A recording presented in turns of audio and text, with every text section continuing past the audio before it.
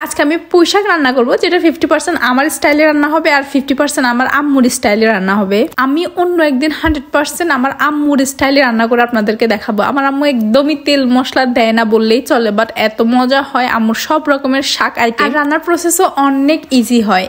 এই পুঁইশাকটা আমি বিভিন্ন স্টাইলে রান্না করতে পারি, বাট আজকেরটা আমি নিজেই একটু মেক করলাম, যে দেখি এইভাবে থেকে এইভাবে করে দেখি কেমন হয়, টেস্টটা দেখি। তো আমার মানসিক প্রস্তুতি অল ডান। এবার আমি প্রসেসিং শুরু করতেছি।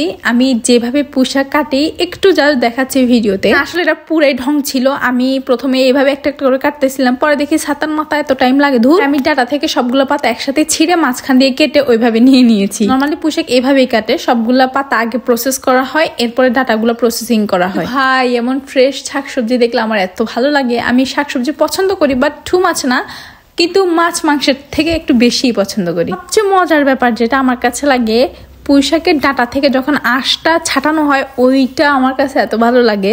আমরা নর্মালি যেভাবে রান্না করি সেটা হচ্ছে ম্যাক্সিমাম টাইম আমরা কষিয়ে রান্না করার ট্রাই করি। আমার আম্মু শাক সবজি মাঝে মাঝে মাছ অব্দি আমার আম্মু সবগুলো একসাথে দিয়ে রান্না করে। আম্মু মাছ রান্না করতেছে সবগুলো একসাথে দিয়ে কেমন জানি না রান্না করে ফেলে। সবগুলোর পরিমাণ এত পারফেক্টলি থাকে যে কোনোটাই 19-20 হয় না, আর টেস্ট জাস্ট অস্থির আসে। মাঝে মাঝে আমি আমার আম্মুর মতো করে রান্না করার ট্রাই করি। সত্য বলতে আমার ওইরকম মজাটা আসে না, তার মানে হচ্ছে আমি পরিমাণটা ঠিকঠাক ভাবে দিতে পারি না, বুঝতে পারছি। নর্মালি যারা আগের মানুষ তারা সবগুলো একসাথে দিয়ে রান্না করে, কিন্তু আমার শাশুড়ি আবার একদমই উল্টো সাইডে। উনি সবকিছু কষিয়ে রান্না করে, আর ওনার রান্নারও একদম ডিফারেন্ট একটা টেস্ট আসে। ওর সাথে কথা বলতে বলতে আমার শাক কাটা প্রায় হয়ে আসছে। আপনারা দেখছেন যে আমার শাকের পরিমাণ অনেক বেশি ছিল, আলহামদুলিল্লাহ যে ফাইনালি শেষ করতে পারছি। এগুলা কাটতে একটু বেশি টাইম লাগে, কিন্তু রান্না করতে খুব একটা টাইম লাগে না। মানে যে আমি শাক এভাবে ধুই, আপনারা অনেকে জানেন। আমার জামা এখানে আমাকে হেল্প করতেছিল ওয়াশ করাতে। আজকে তার জব থেকে ছুটি, খুব তাড়াতাড়ি ডাটাগুলো আলাদা নিয়েছি। এগুলা পাতার আগে দিয়ে দিব, না হলে সিদ্ধ হয়ে পারবে না। তো আমি যে পানিতে শাক ধুয়েছিলাম ওই পানিতে সিস্টেম করে ধুয়ে নিচ্ছি, একদম পুকুরের মতো করে। এইভাবে শাক আর ডাটাগুলো আরো একবার ওয়াশ করছিলাম। ওকে যাক, এবার রান্নার প্রসেসিং শুরু করে দেই। এখানে আমি পানি নিয়ে দিয়েছি, আমরা মুখে এভাবেই করতে দেখতাম। আমি এখানে পরিমাণ মতো পেঁয়াজ দিয়ে দিয়েছি, যেহেতু গুঁড়া মরিচ অ্যাড করবো না, সো কাঁচামরিচের পরিমাণটা একটু বেশিই দিব। ভাই কাঁচামরিচ গুলো এত ঝাল ছিল যে আমার মনে হচ্ছে 3টা দিলে এনাফ ছিল।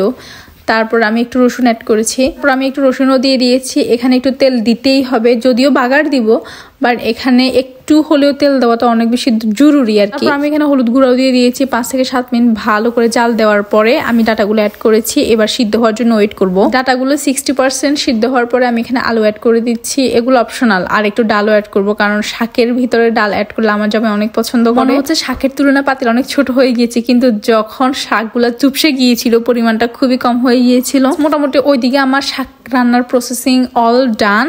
এবার আমি যে বাগার দিব সেটা প্রসেসিংটা শুরু করতেছি। এখানে আমি একটা কড়াইতে তেল নিয়ে নিয়েছি, সেখানে আমি হলুদ গুঁড়ো দিয়েছি। পরে বড় চিংড়ি ছিল সেগুলোকে কুচি করেছি, আর কিছু ছোট চিংড়িও অ্যাড করেছি। প্রায় 7 থেকে 8 মিনিটের মতো ভালো করে ভাজবো।